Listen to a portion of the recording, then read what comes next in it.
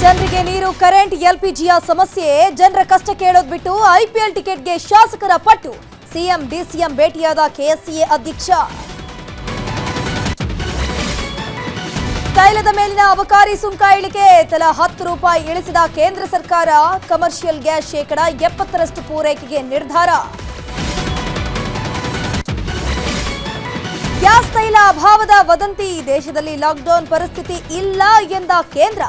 ಸಂಜೆ ಮುಖ್ಯಮಂತ್ರಿಗಳ ಜೊತೆ ಪ್ರಧಾನಿ ಮೋದಿ ಮೀಟಿಂಗ್ ದಾವಣಗೆರೆಯಲ್ಲಿ ಬಂಡಾಯ ಶಮನಕ್ಕೆ ಮುಂದಾದ ಸಿಎಂ ಸಾದಿಕ್ ಪೈಲ್ವಾನ್ ಕರೆಸಿ ಸಿಎಂ ಮಾತುಕತೆ ಚರಂತಿಮಠ ಪರ ಬಿಜೆಪಿಯಿಂದ ಕ್ಯಾಂಪೇನ್